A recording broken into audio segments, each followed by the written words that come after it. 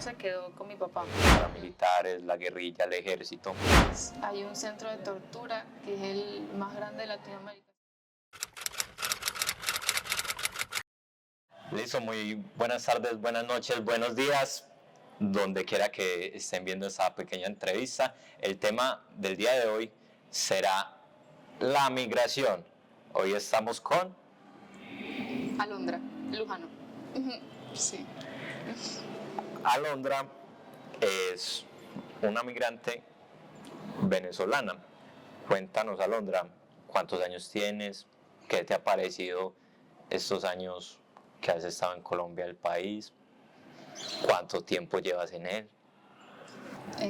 A ver, yo llegué a Colombia en el 2019. Tengo 5 años acá. El país, la verdad, la primera impresión no me gustó y pues me tardé mucho en adaptarme acá. Pero creo que ha sido buena, no me quejo. Sí, me vine con mi mamá y actualmente estoy viviendo con mi mamá y mi hermano. Y son las únicas familias que tengo acá en Colombia. ¿Y por qué no te gustó el país a primera vista? ¿Qué te gustó o fueron precisamente los motivos de la migración que hicieron que no te gustara? Sí, yo creo que sí, porque pues me dolió mucho el hecho de salir de mi casa, de irme pues, de mi hogar. Pero más que todo fue por eh, cómo me trataron la primera vez. El primer colegio que yo estudié antes de la José Cedí Gómez, estudié en un colegio donde pues no habían tantos venezolanos, entonces me trataban como de rara, entonces eso sí, pero sin embargo ha sido una experiencia muy buena, la verdad, pues como dije, no me quejo. Sí, eso agregando que de por sí esto es como el mal vicio que tiene la gente de globalizar todo. Es como decir, si de un lugar alguien hace algo malo, toda la gente de ese lugar es así. Es como decir, en el tiempo que me tomé yo de investigación,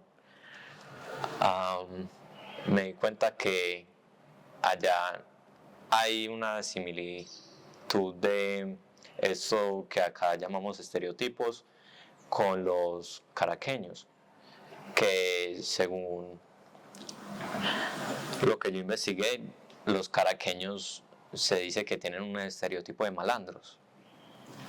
Sí, lo que pasa es que en cierta parte de Caracas está Petare y Petare sí es uno de los barrios sí más peligrosos de Caracas.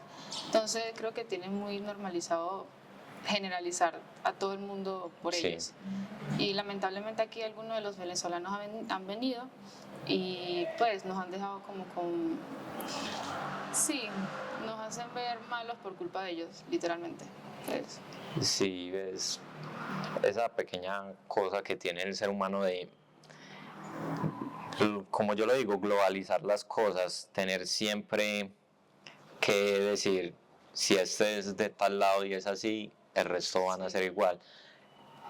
A mí no me gusta eso, pero hay a veces que uno mismo sin querer lo hace, sin querer estereotipa a la gente, sin querer uno mismo como que hace sentir mal la gente con los pensamientos propios. Listo, y cuéntame cómo te has sentido últimamente ya en el país. bien, más que todo porque tengo amigos, ya estoy acostumbrada al espacio, al lugar, ya conozco más acá de Medellín. Antes sí no salía, pues los primeros meses que estuve acá en Colombia, literalmente la pasé encerrada porque no conocía a nadie, entonces sí fue muy difícil el proceso.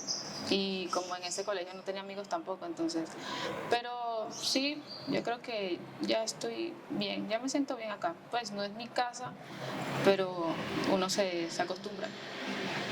Sí, es algo que a veces la gente tiene que pasar por X o Y motivos, la verdad. No me gustaría estar en los zapatos de nadie así. Y aclarando claro ante la entrevista que hay diferentes tipos de migración. No existe solo la migración tuya, que es una migración internacional, existe también la migración nacional, como lo fue la migración de los campesinos en los tiempos en que Colombia estaba vuelto mierda, que por culpa de conflictos armados entre paramilitares, la guerrilla, el ejército, los campesinos tuvieron que pasar de su zona rural a una zona urbana buscando una mejor calidad de vida, porque en los pueblos para nadie es un secreto que era donde se concentraba el conflicto armado, más que todo en los que estaban retirados y que estaban más rodeados del monte.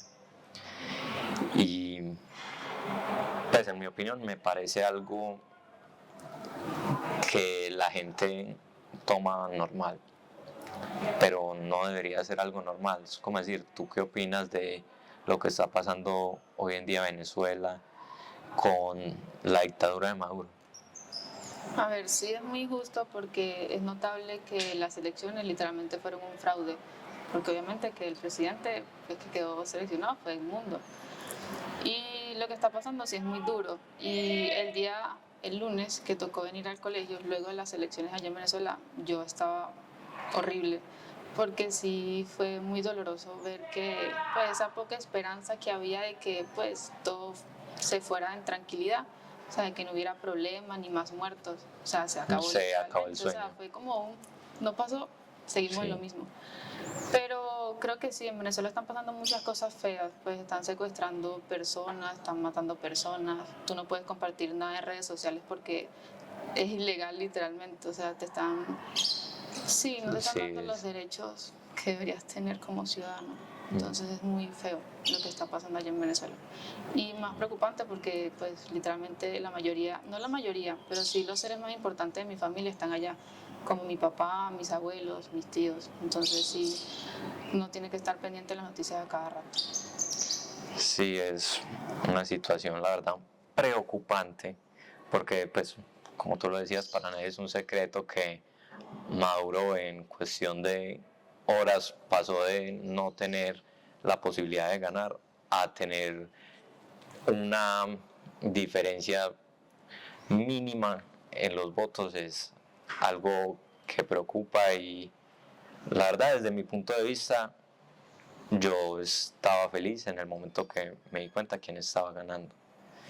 Ya después es como cuando se lanzó la noticia de que mataron a Jaime Garzón acá en Colombia. La reacción de aquel periodista, no me acuerdo el nombre bien, fue simplemente cerrar el noticiero. Da la casualidad de que el noticiero se demoró unos cuantos segundos en cerrarse de lo habitual y el periodista lo que hizo fue cerrar y al cerrar dijo, país de mierda. Ese man obviamente tuvo problemas legales por todos lados por haber dicho eso, pero yo siento que esa es la sensación en estos momentos del pueblo venezolano. ¿O me equivoco? No, sí, todo está muy ofendido. Es que, pues, 5 millones de dónde. O sea, tú ves las noticias y ves las marchas literalmente en todo el mundo y ganamos literalmente por mayoría. Entonces es súper injusto que él esté haciendo eso. Y pues el poco apoyo que hemos recibido de otros países, aunque ya la mayoría ha aceptado de que el presidente electo es pues Edmundo, pero sin embargo si Maduro no da el poder pues toca sacarlo a la fuerza, como quien dice. Entonces eso es más muertos, más guerra, más peligro. Sí, eso es lo que se llama un golpe de Estado. Pero por lo que yo he visto, el golpe de Estado requiere de varias cosas, entre esas que el Ejército Nacional esté acorde con el pueblo a hacer el golpe de Estado. Por lo que yo he visto, aunque no estoy bien informado en ese aspecto, el ejército de Venezuela está a favor de Maduro. ¿Eso ha cambiado o no ha cambiado? Es que, a ver, la gente en sí tiene miedo, y más esa gente, pues. Lo que hace Maduro es la plata, le paga más, entonces, claro, a ellos no les conviene ponerse al lado del pueblo, ya que se supone que le están pagando más. Entonces, eso más que todo es corrupción, si se podría decir así. Y pues sí, algunos militares se han puesto al lado del pueblo y pues María Corina tiene mucha gente aliada a eso, pero sin embargo ellos son más, Maduro tiene más pues armas que el mismo pueblo, entonces sí es difícil. Sí, estando montada ahí tiene más poder. Ah, bueno, ¿cómo tú cuando migraste hacia acá, hacia Colombia, ya tenías uso de conciencia? ¿Ya habías pasado esa etapa de la niñez en la que uno vagamente recuerda lo que hace o todavía estabas en esa etapa de crecimiento? Pues yo salí de Venezuela cuando yo tenía 13 años, recién cumplidos. Y yo en Venezuela literalmente no salía, no conocía, pues no era tan independiente como lo soy ahora. Entonces Colombia que cuando llegué sí fue literalmente un golpe de realidad totalmente, porque me tocó salir sola teniendo pues 13, 14, porque mi mamá tenía que quedarse trabajando y yo tenía que resolver literalmente. Entonces sí fue, pues tuve que madurar más rápido, diría yo. Entonces sí es complicado. ¿Y cómo fue ese proceso de viaje tuyo? Porque hay diferentes formas, obviamente, pero ¿cómo fue el proceso tuyo de viajar de Venezuela a Colombia? Cuando llegaste, ¿cómo fue ese proceso de maduración que tú me dices? Eh, a ver, yo me vine por trocha, o sea, no fue porque el puente creo que estaba abierto, entonces yo pasé por ahí. Entonces fue una escala de Cúcuta y ya de Cúcuta a Medellín. Y eso fue, creo que fueron 3 días de viaje, 3 o 4 días en bus. Y, y sí, fue muy duro ver a las personas llorando. Eh, Había mucho en la trocha, había posibilidad de que te secuestraran, entonces uno tenía que pasar literalmente con miedo. Y me acuerdo que nosotros las maletas tuvimos que dejarlas con alguien desconocido, o sea, le tuvimos que pagar a una persona para que las pasara al siguiente, al puente pues, y nosotros pasar la trocha. Eso era literalmente puro monte y fue muy preocupante ese momento donde pues estábamos mi mamá y yo solas pasando eso, pues obviamente con una persona que nos guiaba, pero sí fue duro. Tú me dices que tú vives con tu mamá y con tu hermano. Tu hermano, ¿cuándo llegó? Porque por lo que tú me dices, no viajó con ustedes el mismo día. No, mi hermano se quedó con mi papá. Yo viajé sola con mi mamá. Mi hermano llegó a Colombia en el 2022, si no mal recuerdo, aproximadamente por estas fechas. Él tuvo que emigrar igual porque, sí, por lo mismo. Allá en Venezuela no había tanto alimento y no podía conseguir trabajo.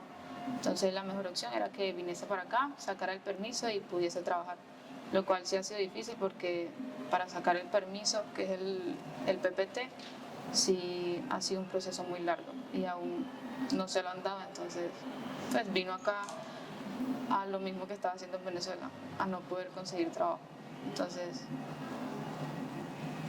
Um, Venezuela delimita con 3 países, ¿cierto? Con Brasil, con Colombia y con Guyana. ¿Tú nunca le preguntaste a tu familia, a tu mamá más que todo, que era la responsable en ese momento, cómo decidió a qué país debía de irse? es que nosotros venimos a Colombia porque mi hermano mayor, el mayor de todos, ya estaba viviendo acá y ya tenía una familia, ya tenía trabajo, estaba aquí viviendo bien. Entonces mi hermano lo que le dije a mi mamá es que no fuéramos con él. Y así fue, él nos mantuvo un buen tiempo hasta que él tuvo que irse a Estados Unidos, entonces nos dejó a mi mamá y a mí solas acá en Colombia. Entonces por eso fue que decidimos venirnos para acá, para Colombia. Ok, y bueno, ya cambiando este tema, ¿a ti qué era lo que más te gustaba de Venezuela? ¿Qué era lo que más te apasionaba cuando vivías allá? Lo que tú veías y se te deslumbraban los ojos. Las playas, yo amaba las playas allá en Venezuela. Cada, Creo que cada fin de semana yo iba para Los Teques, a donde mi tía, y todos los fines íbamos a playa. porque nos quedaba muy cerca y como mi tía tenía carros, entonces era muy fácil trasladarnos hacia allá. Entonces yo creo que eso es lo que más extraño, las playas y lo que más me encantaba de allá. Y la comida, o sea, la comida allá, no puedo decir que la de acá no es buena, porque pues no he probado tanta variedad acá en Medellín. Por lo menos la bandeja paisa aún no la he probado. Entonces no puedo decir si es ¿No has buena. probado la bandeja paisa No, aún? en los 5 años que tengo acá no he probado la bandeja paisa. Pero allá en Venezuela sí, la comida, o sea, riquísima, recomendada. Sí, yo tuve la oportunidad alguna vez de una compañera venezolana invitarme a comer y sí, la verdad, estuve dudando la verdad de dónde era la arepa, pero no, yo sigo firme que la arepa es de acá. Es que la arepa de acá y la de Venezuela es muy Sí, es diferente, muy porque diferente. la arepa de allá de Venezuela es como rellena, como ustedes dicen acá. Sí, Y ya eso es todo carne mechada, aguacate, todo. Y es muy sí, sabroso. eso vi yo la vez que me dieron a probar, porque pues la de acá es el La pedacito plana. de arepa planito, Qué sí, horror. Pero y bueno, échale lo que quiera. Y la de allá sí es la masita, eso acá abierto, adentro, todo varias un proceso. cosas. Sí, pero bueno, cada quien tiene su esencia, cada país Sí, tiene su esencia. y sus gustos también. Sí, listo. ¿Te suenan palabras como esta? Chapa con queso, pabellón, tambor, moropo.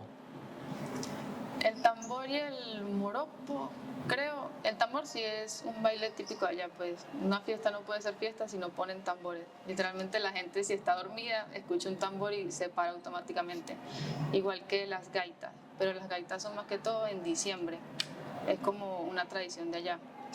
Y la cachapa con queso es qué cosa tan sabrosa. Y es una también de las comidas típicas allá de Venezuela, igual que el pabellón. Y, y sí, Y acorde a leyendas, mitos, cuentos, ¿alguna vez te contaron el Cimbón, el jinete sin cabeza, la mano peluda, el diablo y Florentino? en Semana Santa era donde más se escuchaban esas historias. Entonces uno no podía, por lo menos para que yo no me quedase hasta tarde con mi primo jugando en Semana Santa, siempre nos contaban esas historias. Y si tú pasabas de las 12 de la noche, ya estaba sentenciado a que te iban a asustar. Porque siempre nos traumaron con eso, de lo del silbón. Y cuando hubo el apagón allá en Venezuela, esas eran las historias que contaban. Todo lo de terror, la llorona, el silbón, la sayona, todo eso. Porque la llorona y la sayona, pues allá en Venezuela creo que no es lo mismo, son diferentes historias. Entonces, sí, allá se la pasaban silbando para asustarnos. Pero sí, literalmente toda mi infancia me la pasé traumada con esas historias. Ya, Entonces era más que todo una forma de protegerlos, ¿no? Como de más o menos. entren temprano, se vayan a quedar hasta tarde afuera, es peligroso. Sí, más cuando jugábamos al escondite, más que todo. Creo que le dicen chucha cogida.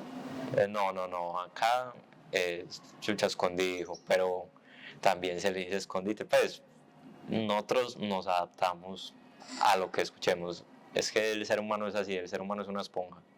El ser humano llega, dicen que de niños es donde son una esponja con menos utilidad. Pues no me expliqué bien ahí.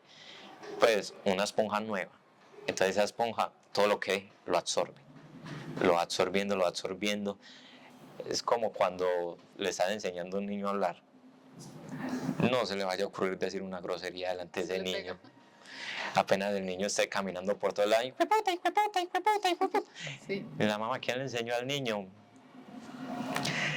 Pero sí, es como eso, es que el ser humano es una esponja y va adquiriendo cosas. Es como decir tú que he tenido la oportunidad de convivir contigo, tú hablas un acento combinado entre paisa y venezolano. Sí, yo cuando llegué acá a Colombia, yo puse la firma que yo no iba a hablar paisa, que yo detestaba ese acento. Pero ya, mírame, ya pues, es algo automático. Le doy unos años y habla más paisa que yo. Hasta el momento vi en redes que hay más de 8 millones de migrantes venezolanos. Es una suma un poco preocupante que nos hace ver que lo que está pasando en el país es algo muy severo, porque hasta el momento de junio de este año, estamos a agosto, eran 6.59 millones. ¿Qué opinas de eso? ¿Crees que de cierta forma que se apagará el sueño que tenían muchos venezolanos de poder volver tras las elecciones, se apagara? ¿Crees que algo de eso puede influir? Sí, no. A ver, yo creo que ahorita el pueblo venezolano tiene mucha fe, como quien dice, por las campañas que ha hecho María Corina y Edmundo. Pues la gente ya está perdiendo el miedo de salir a las calles, o sea, no importa de que pues va a pasar cosas malas, pero la gente está perdiendo el miedo, entonces ya como que nos estamos uniendo más a comparación de antes. Antes sí, pues era más, porque pensamos que las cosas podían cambiar en un futuro, pero siguieron igual. Entonces como que la gente sí tiene esperanza de volver, o sea, no han perdido la esperanza. Claro que con las elecciones todo el mundo se deprimió mucho porque Claro. por lo menos el plan que nosotros teníamos era que pues si ganaba el mundo obviamente nosotros no íbamos a regresar. Ese era el pensado de mi mamá. Y a mí no me molesta, porque pues al fin y al cabo es mi casa y allá está mi casa, mi papá, están todos allá. Pero luego de las elecciones sí fue como, ¿y ahora qué? O sea, ¿qué vamos a hacer? Por eso es que cada concentración que hay acá cerca yo siempre voy, porque es como mi manera de apoyar pues las personas que no pueden hacerlo allá en Venezuela por miedo a que las secuestren, porque allá en Venezuela hay un centro de tortura que es el más grande de Latinoamérica, si no estoy mal, que es el Helicoide. Eso, cuando Pérez Jiménez, creo que se llamaba el presidente, iba a ser un centro comercial súper gigante. Pero cuando Chávez entró al poder, lo declaró como centro de tortura. Y allá es donde están mandando a toda la gente que se opone al gobierno. Y se han pasado videos donde literalmente son personas que electrocutan, matan, descuartizan. Entonces es muy feo. Pero sin embargo la gente ya no se está dejando y cada vez alza más la voz. Entonces yo creo que no se ha perdido esa esperanza aún. Pues sí, como se decía en el relato griego de la caja de Pandora, la esperanza es lo último que se pierde siempre. Y me parece que es lo mejor en estos momentos, porque si el pueblo venezolano se quedara callado, yo creo que incluso esos apoyos que se han estado viendo en noticias, porque la verdad no estoy del todo informado de eso, esos apoyos que se han visto de exteriores, como lo fue Estados Unidos directamente en su momento diciendo que no reconocían a Maduro como presidente, es algo que no se impulsaría tanto, que los gobiernos externos no impulsarían tanto si no vieran cómo está el pueblo, si no vieran la inconformidad del pueblo venezolano y que ellos también levanten la voz, que es algo que uno tiene que tener mucho en cuenta. Si uno no se ayuda desde adentro, los de afuera tampoco van a ayudarle mucho a uno. Uno tiene que iniciar desde adentro siempre. Bueno, pero ¿tú en algún momento has pensado sinceramente en un futuro, pongámosle, no sé, 5, 6, 7 años, si tú vuelves a Venezuela, tus sueños, cuáles serían ahí? ¿Qué para el futuro de Alondra Lujano? ¿Qué quisieras que fuera ese futuro? A ver, yo tenía planeado eso, de hecho yo lo hablé con mi papá, porque yo ya tengo para estudiar en la universidad gratis, la carrera que yo quiero, que es pues, la de veterinaria.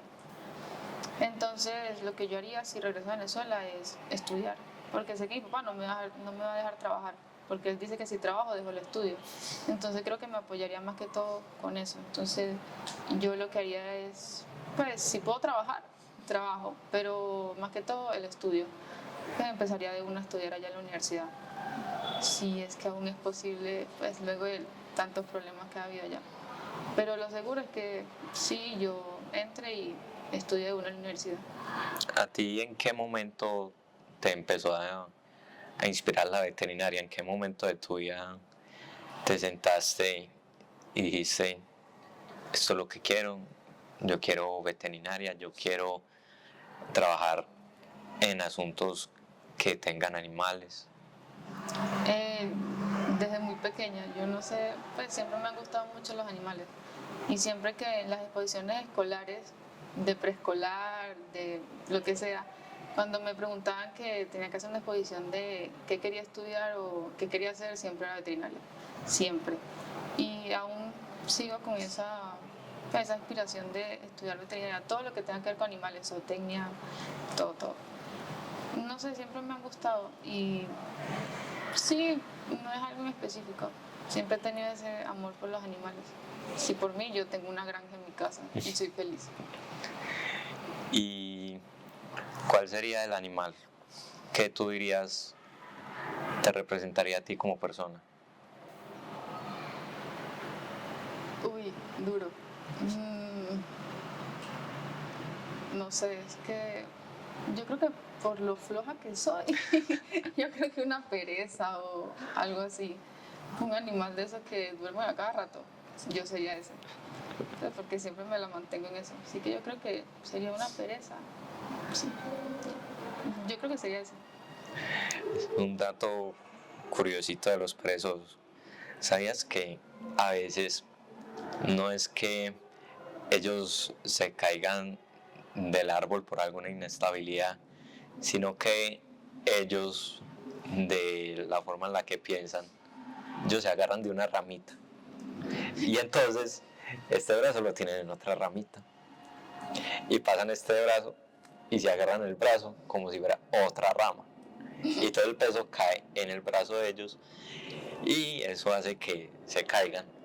La vida del perezoso es algo extraña, la verdad, Sería ese. porque es comer, dormir, se cae el árbol, vuelve y sube, vuelve y cae. Es un ciclo como tal, es interesante la verdad, la vida del perezoso. Sí, Alondra, ¿y algún mensaje que quisieras dejar, que quisieras exponer ante la gente que te va a ver? Algo que te salga del corazón sobre este tema, no sé, sobre el trato que tienen los venezolanos acá en Colombia. ¿Algo que quieras decir? No lo sé, yo creo que más que todo les diría que no perdieran la fe en eso, de que el país sí va a mejorar porque tiene que mejorar, o sea, no vamos a durar pues 1000 años en esa dictadura, pues. Y que pues, los malos tratos que reciban, pues, que no se dejen, pero que tampoco como que pongan fuerza, porque a pesar de todo somos extraños en otro país, entonces es muy difícil que la gente como que se acostumbra a nosotros o nosotros a ella, entonces es un ciclo muy raro, entonces es mejor prevenir problemas y mantenerse al margen, no causar problemas, no dejar mal el nombre de los venezolanos y sí, más que todo eso, no perder la fe. Listo, muchas gracias Alondra por tu tiempo, por haber aceptado esta entrevista, aunque sé que eres muy introvertida. Sí. Y ya eso sería todo por ahora. Y obviamente dejar el mensaje de que no toda persona, porque alguien de su misma raza, mismo género, misma nacionalidad haga algo, no toda persona de ese lugar va a ser así. Es dar también la oportunidad de dejar entrar nuevas culturas a nuestra vida. Muchas personas dicen que el sueño de ellos es viajar por el mundo, que es conocer nuevas cosas, que es mirar las maravillas del mundo, pero a veces no piensan cuando tratan a este tipo de personas así. Todo este tipo de personas están pasando por una necesidad como lo podemos pasar en algún momento nosotros. Nosotros no estamos exentos de que algo así pase en nuestro país. Entonces esta entrevista es más que todo como una invitación a ser más conscientes a la hora de tratar al otro, a ser más humanos. Y esto sería todo. Muchas gracias por su tiempo, por ver la entrevista y nos estaremos viendo próximamente con algún otro tema que surja.